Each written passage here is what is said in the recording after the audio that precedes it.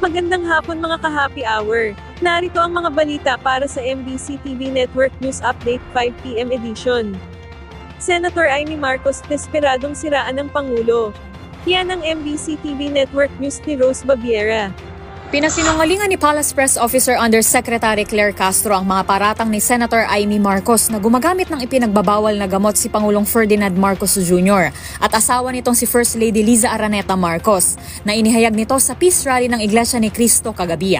Sa eksklusibong panayam sa DZRH 2x2, tinawag ni Yusek Castro na desperado ang mga nagpapakalat ng akusasyong ito dahil aniya wala silang mahanap na negatibo ukol sa Pangulo. Ang dami-dami na ng pagsinungaling doon, ang dami-dami na nasabi doon, na-debunk na yan, pero paulit-ulit sila dahil wala silang makitang negatibo sa Pangulo marahil.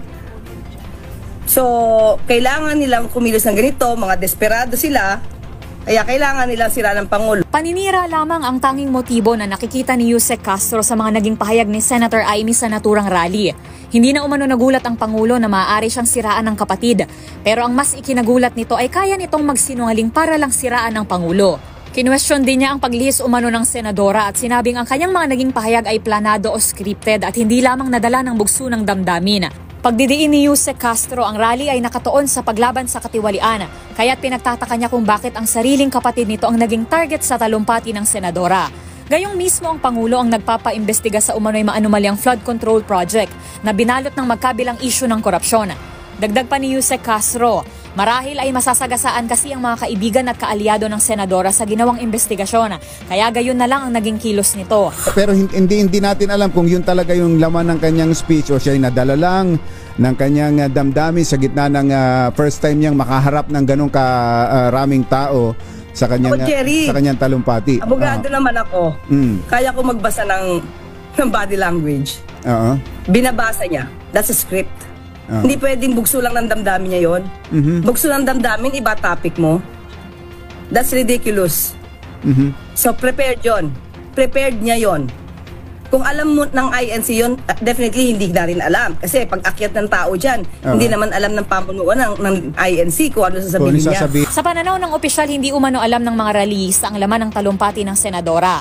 Pero binigyang diin niya na sana'y iginalang niya ang adhikain ng INC. Nang tanungin kung may balak bang aksyong legal na gawin ng first couple, ayon kay Castro ay ipagdasal na lang ang senadora na maging matiwasay ang kanyang pag-iisip at damdamin. Para sa MBC TV Network News, ito si Rose Babiera. Una sa Pilipinas, una sa Pilipino.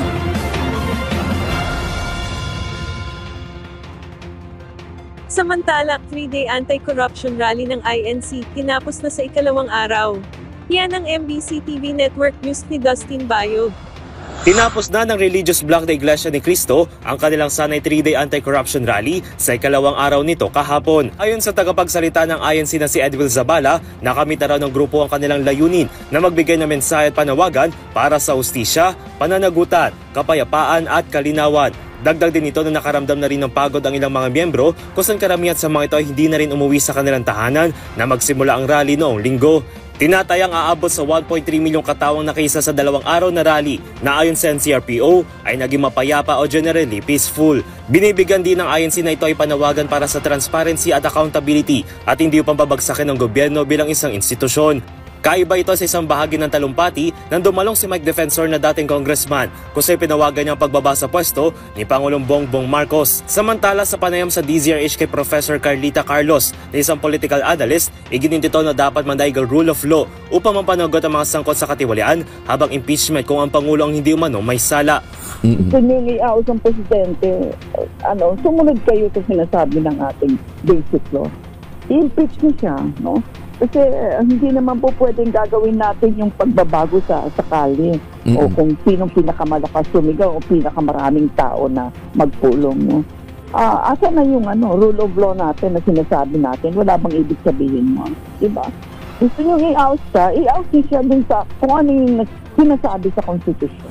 Mababati daw Enero ay nagsagawa rin ng National Rally for Peace ang INC sa Maynila bilang suporta umano sa tindig ng Pangulo na hindi suporta ng umuugong na impeachment laban kay Vice President Sara Duterte. Kilala sa kanilang block voting power, mayroong malaking impluwensya ang INC tuwing eleksyon sa kanilang mga inendorsong kandidato.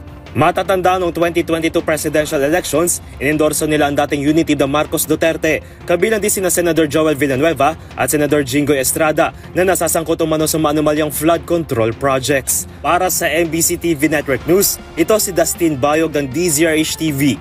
Una sa Pilipinas, una sa Pilipino.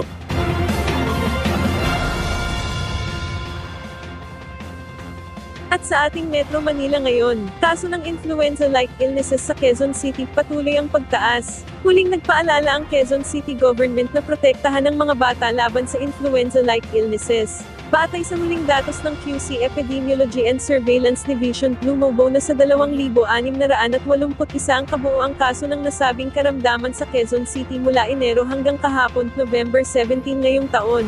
Pinakaapektado ng nasabing sakit ang 52% o 1,372 na mga batang 9 na taong gulang pababa na itala ang pinakamaraming kaso ng iling ngayong taon ay sa District 4 na abot sa higit 700 kaso. Para makaiwas sa influenza ngayong flu season, kailangan ng mga angkop na hakbang tulad ng palagiang paghuhugas ng kamay gamit ang sabon at malinis na tubig. Kailangang magsuot ng face mask lalo na kapag may ubo at sipon at kumain ng masustansyang pagkain. Hanggat maaari, agad magpakonsulta sa mga health center kung makaramdam ng sintomas ng flu. Ating alamin ang mga latest update mamayang alas 5:30 ng hapon sa programang Metro Manila Ngayon, Afternoon Edition. Bago tayo magtapos, narito na ang Christmas countdown ngayong araw ng Martes. 37 days na lang, Pasko na. At yan ang mga balita para sa MBC TV Network News Update 5 PM edition. Samahan ninyo kami bukas mula alas 9 ng umaga hanggang alas 5 ng hapon.